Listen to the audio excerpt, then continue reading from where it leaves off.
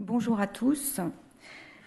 Je vais donc vous parler des points essentiels de la radiologie, puisque le temps est limité.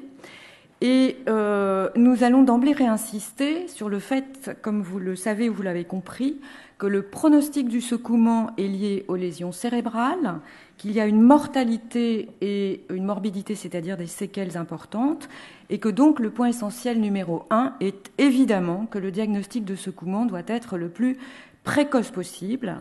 Et c'est souvent le radiologue qui donne l'alerte, puisque Caroline Ressalmon vient de vous dire que les circonstances de découverte sont très souvent diverses, non traumatiques, et que l'audition publique a bien insisté sur le critère essentiel qui est que l'histoire rapportée est absente ou complètement discordante avec nos constatations au scanner.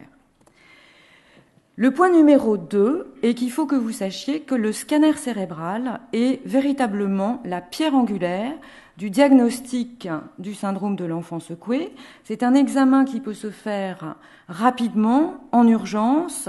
Il est simple de réalisation dans un milieu de radiologie pédiatrique, puisque c'est un examen qui, aujourd'hui, ne nécessite ni sédation, ni injection de produits de contraste.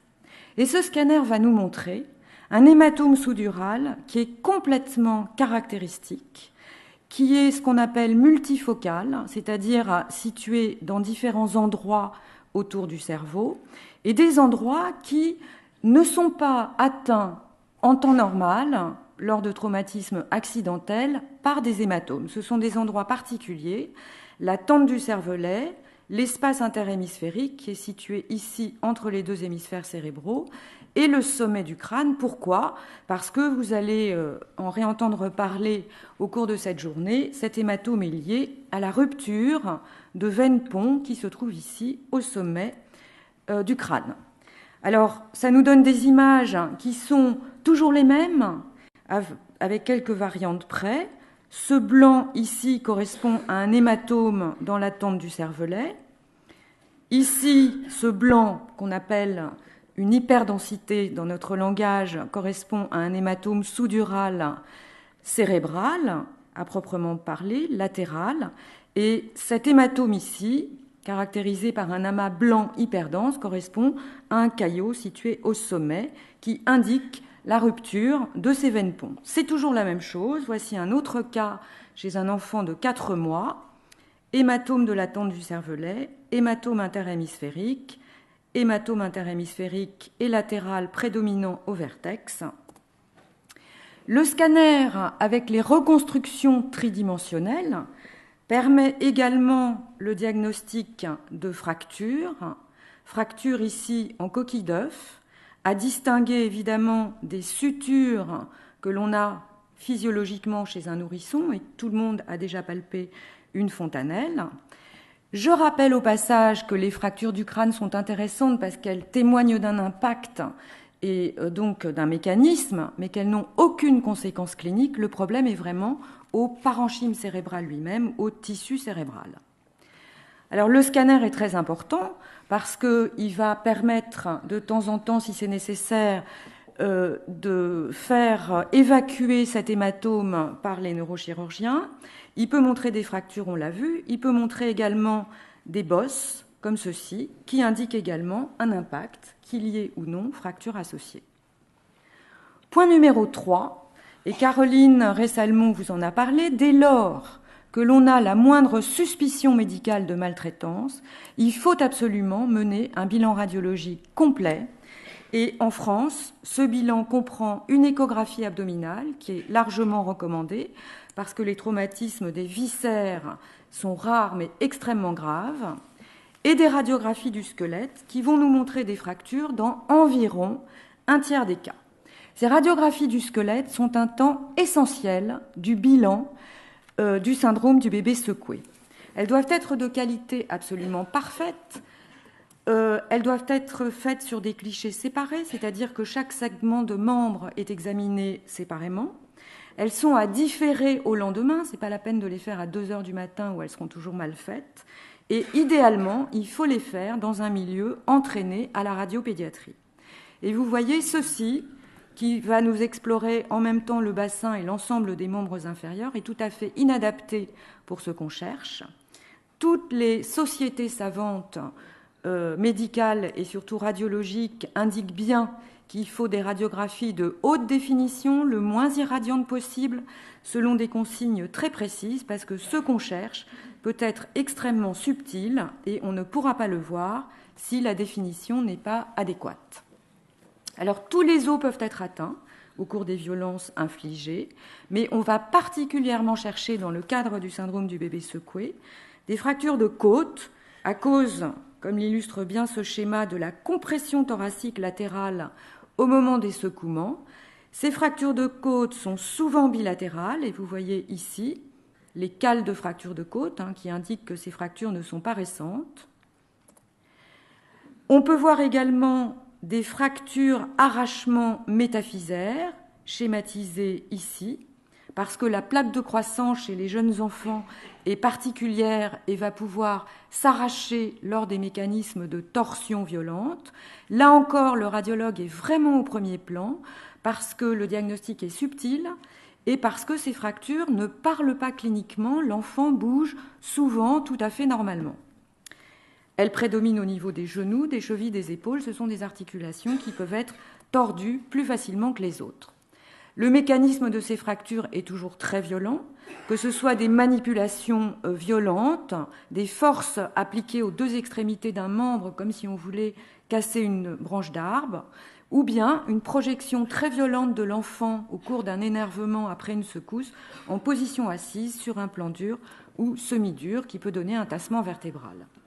Point numéro 4, dans un deuxième temps, l'IRM cérébrale est très intéressante, mais c'est un examen qui est beaucoup plus sophistiqué, plus difficile à réaliser chez les jeunes enfants parce qu'il nous faut une immobilité de quasiment une demi-heure. L'IRM est très intéressante parce que vous voyez un scan ici qui montre l'hématome, mais qui montre un cerveau à peu près normal, apparemment normal, et pourtant l'IRM nous montre tout ce blanc qui ne correspond pas à un hématome, mais qui correspond à des lésions tissulaires cérébrales. Et ces lésions sont prédictives de séquelles. Quand on voit ces lésions particulières en IRM, en séquence de diffusion, pour les radiologues qui sont dans la salle, ça inaugure très fréquemment, si ce n'est constamment, des séquelles définitives que l'on va pouvoir observer. Lorsqu'on a un doute diagnostique, l'IRM est également très intéressante parce qu'elle peut objectiver précisément les veines ponts qui, après s'être arrachées, vont se thromboser comme toute plaie. Au bout d'un moment, il va y avoir un caillot, et c'est une signature diagnostique du syndrome du bébé secoué. Et enfin, l'IRM va pouvoir également nous montrer, ce qui n'est pas possible au scanner, la moelle cervicale, dont les lésions sont très souvent sous-estimées dans le syndrome du bébé secoué. Alors évidemment, il faut dire un mot sur la datation, pour vous dire qu'elle n'est pas précise en imagerie et qu'elle ne sera jamais précise en imagerie. Elle est de toute façon complètement inutile pour le diagnostic. Nous n'en avons pas besoin pour faire le diagnostic. Ça peut être un argument, parce que l'imagerie ne peut pas dater, mais elle est capable de dire s'il existe ou non des lésions traumatiques d'âge différent. Ces lésions traumatiques d'âge différent indiquent au moins 2 épisodes de violence. Il peut y en avoir jusqu'à 30, 50, on ne pourra pas vous le dire radiologiquement, mais donc ça indique un très haut risque de récurrence des violences infligées et donc évidemment une possibilité de décès. On peut porter ce diagnostic sur des radiographies du squelette. Il y a des fractures associées. Vous voyez une fracture récente, sans aucun signe de reconstruction, une fracture ancienne, avec des signes de reconstruction. Donc on sait qu'elles sont d'âge différent, une ancienne, une récente. Au niveau du cerveau, c'est un tout petit peu plus difficile, mais c'est tout à fait possible. Ce sont des hématomes de densité différente. Vous voyez que l'hématome frontal est gris-noir, dans des sièges différents. L'hématome de la tente du cervelet, ici, est blanc. Pourquoi on ne peut pas utiliser une seule localisation ? Parce qu'on sait que les hématomes sous-duraux, quand ils se sont constitués, deviennent inflammatoires et peuvent se remanier spontanément, ils peuvent changer de densité. Et voilà cet enfant qui est au-dessus de tout soupçon de réitération des sévices, puisqu'il a été hospitalisé pendant 2 mois dans un centre au-dessus de tout soupçon. Et vous voyez que spontanément, l'hématome s'est remanié sans qu'il n'y ait eu l'intervention de nouvelles secousses. Les lésions d'âge différent, c'est très important, sont facilement reconnaissables en imagerie.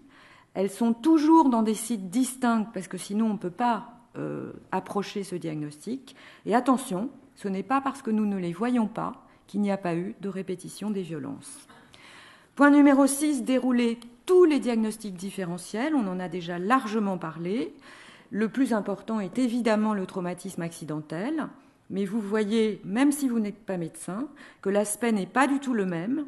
C'est en général un hématome qui est localisé, avec un impact en regard. Alors, il peut y avoir des hématomes qui sont ressemblants quand il y a des défenestrations ou des accidents de la voie publique. Et surtout, on a toujours un contexte qui est extrêmement clair, sans aucune discussion possible. Élargissement des espaces sous-arachnoïdiens, c'est-à-dire les espaces liquidiens autour du cerveau, avec le débat est-ce que ça favorise, est-ce que c'est différent, etc. Ça n'est pas un problème en pratique quotidienne. Parce que dans le cas d'élargissement des espaces sous-arachnoïdiens, c'est-à-dire du liquide en abondance un peu anormale autour du cerveau, l'enfant a une macrocranie régulière, et Caroline Ressalmon vous a bien montré l'importance de la courbe du périmètre crânien. Il n'y a aucun symptôme aigu, c'est découvert de façon fortuite par le pédiatre. Tout est normal et la fontanelle est parfaitement dépressible quand on appuie. Radiologiquement, tout le monde peut voir que ça n'a pas le même aspect. Dans l'hématome sous-dural ancien, qu'on appelle chronique dans notre jargon, il n'y a pas d'élargissement des sillons cérébraux. Au contraire, ils sont plutôt tassés. Alors que dans l'élargissement banal des espaces péricérébraux sous-arachnoïdiens dans notre jargon, les sillons cérébraux sont trop bien visibles. La courbe de périmètre crânien, nous en avons déjà parlé. Et les 2 derniers points essentiels, pour nous radiologues, c'est de communiquer la suspicion de maltraitance avec beaucoup de clarté et sans jambage, par un appel téléphonique à nos confrères pédiatres, une rédaction très claire du compte-rendu pour qu'il soit compris par tous les acteurs qui vont tourner ensuite autour de l'enfant et de la famille, tout ça pour aider à la compréhension et à la protection de l'enfant, puisque c'est notre rôle exclusif. Bien entendu, nous ne cherchons pas à découvrir l'auteur dans un milieu hospitalier. De toute façon, c'est en général impossible.